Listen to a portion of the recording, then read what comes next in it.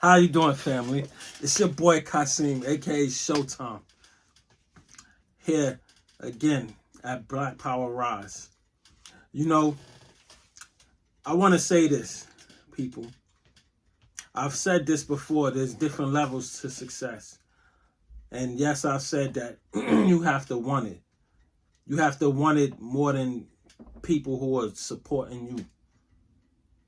And that's a great thing that you have people that support you. And that's because they have faith in you. You know, our God has faith in us. But I've said this before. God can give you that vision. It's up to you to plant that seed and water it. And yeah, he can help you plant that seed, but you got to water it. So you have to help your vision become to life. You have to help, the progress. And it takes time.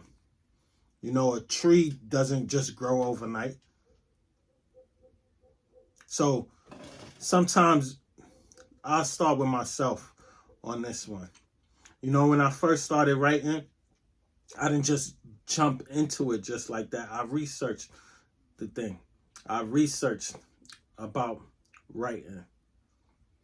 And I call it the thing because it was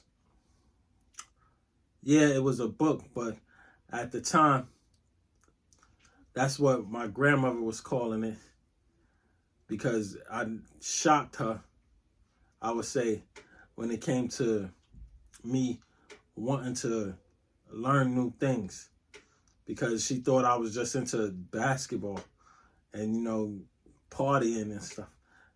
I was in my early 20s. What can I say? Besides working and in college at the time, and always in basketball tournaments and spending time with family and friends. But yeah, I was researching, and anything you want in life, you may have to do research on it first. And that's what I want to share with you guys. And once again, it was my daughter that found this book here. This was the book that I, read when I was just starting. It's called Do the Right Thing. 7 Steps to Publishing Success. Because, I was entering the publishing world as a self-publisher. As I said, this was way back in like 2000, 99, 2000. But I read it and I was determined. But I also, as I said before, I got advice. And I wanted to share that with you guys because I didn't want you to think I'm just here putting a video out just to do it and stuff. No, I'm showing you. I'm showing you all that there was different levels to this. Here's my second novel, Hood Lover. I got this idea at the time. That's when street fiction started becoming popular. And at that time, I was hanging in Queensbridge. Shout out to my family out there. So this was around 2002 to 5. And this book came out in 2005. But anyway, shout out to my cousin Dave, who at the time took his time out to teach me to drive. Love him for that to this day. And there, even being around him, I was always confident, but my confidence even grew. As I said before, being around successful people, watching his kids grow up, go through college, and I was in college myself and stuff. So I was around successful people. This is what I mean about surrounding yourself with positive people. And they believed in me. They allowed, at the time I couldn't even afford a computer and stuff. And I thanked him and Emma also, definitely.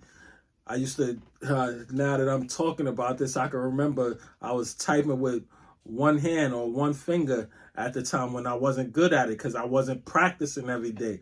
And Aunt Emma would, hey, you'll get there, baby. You gonna finish that book. And I damn sure I did because I was determined. You know, I had that willpower, if you may. I had that never give up attitude in me already. So being around other successful people, you know, even made me more hungry. Because I see it wasn't just me wanting that success. So shout out to my Queensbridge family. At the same time, you know, Hood Lover, being that my first novel, True Brothers in Their Pride and Joy, was about me and my friends and us growing up. So this time I wanted to base it around women. And I was very, very, very creative with that. Because writing it, I had to think like a woman, which was hard, but I did the best that I could. You know, there were things that inspired me besides being around my family in Queensbridge. So here you have Katrina, Kalea, Rosie, and Stacy in Hood Lover. And shout out to also Crystal for being on a book cover at that time. You know, I'll talk about her later or in another time. But right now, this is about Hood Lover. So these four women, you know, they're best friends. You know, like you have that Tyler Perry show, Sisters.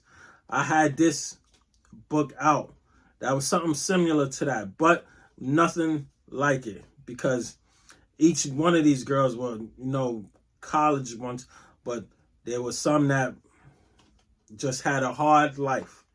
So when you get the chance, hit that like and subscribe button. And again, thanks for all of those that have subscribed to this channel. And you can buy Hood Lover on Amazon or at blackpowerproductionpublishing.com or even Goodreads or Barnes & Noble.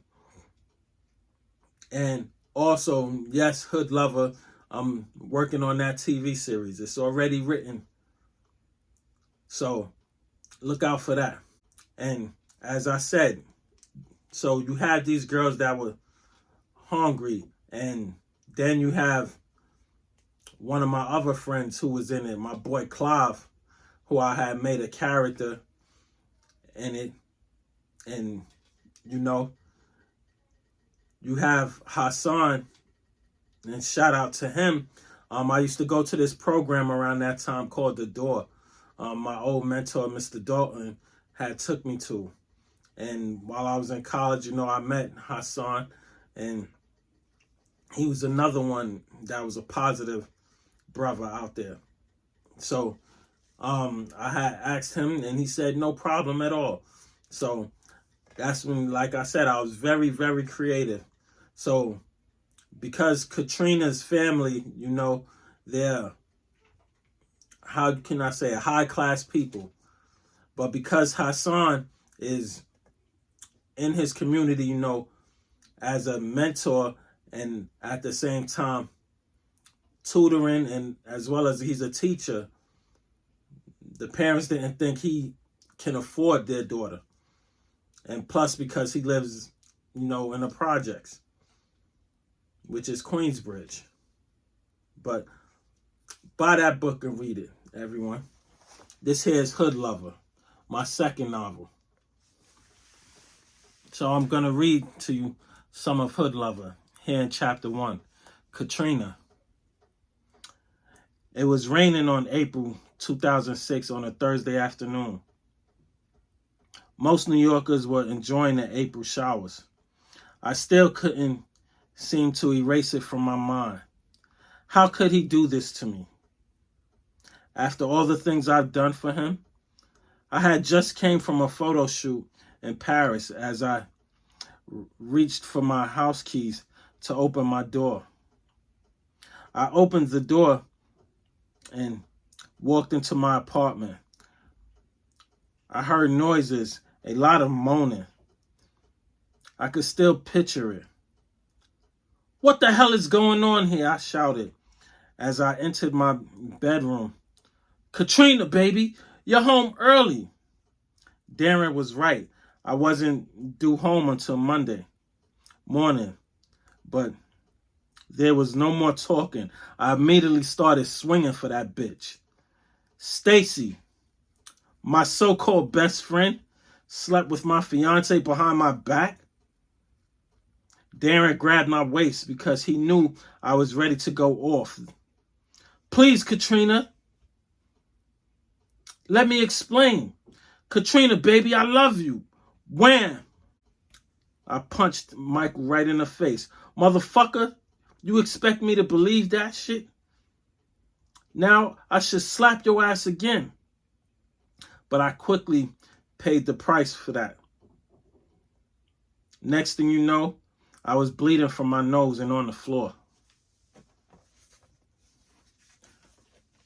You see, people, I wanted to make this, bring you guys into this right away. Because, yes, no man is supposed to hit a woman, but, some men out here react. Let me continue, though. Darren stood over me saying, "Now, if you will, please let me explain. You'll understand." He paused for a moment and then said, "Stacy and I mean, what you see, it was just a one-night stand. It meant nothing to me. And I want you to remember, you're the only one for me." Pow! Stacy punched him in the face, saying, "You're lying and you know it. Darren, you're the one who was always feeling for me, always feeling on me, telling me how much you want me, how much you need me." I got back up, asking them both, "How long has this been going on?" "Katrina, I don't blame you for being upset with me, but it's time you learned the truth, girl. For the past 4 months, your man has been trying to get with me, telling me how much he loves me, how much he wants me in the bedroom. Every chance he got. And today was different because it happened." From the look on Stacy's face, I knew they did every position, including oral sex.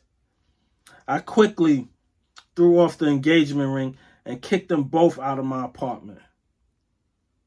Within minutes, I went to my parents' house and told them both my engagement with Darren is off. As I explained to my mother what Stacy said to me, "Sweetheart, you must believe in God. Even though what Stacy did was wrong, she should have been able to control her hormones. You must forgive her. Look at the situation in a possible way, in a positivity way. Stacy did you a favor, because had you married Darren, it would have been worse." Wow. Is that a hard thing to tell your children? Or you think Stacy's mom said the right thing? Let me finish. Now, as for Darren, but believe, before my mother could even finish, I cut her off, telling her to forget about Darren. He's a dog. All men are dogs, Mom. All men are dogs.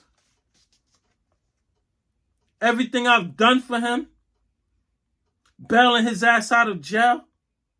Excuse me, young lady. You know what you said you're wrong about. Now, what your mother is trying to say is that your friend was thinking cold-hearted. But we all make mistakes. Please, Dad, whose side are you guys on anyway? As you can see, it's getting heated and intense. So again, people, buy that book, Hood Lover, at blackpowerproductionpublishing.com or at amazon.com. Hood lover, y'all. I'm out.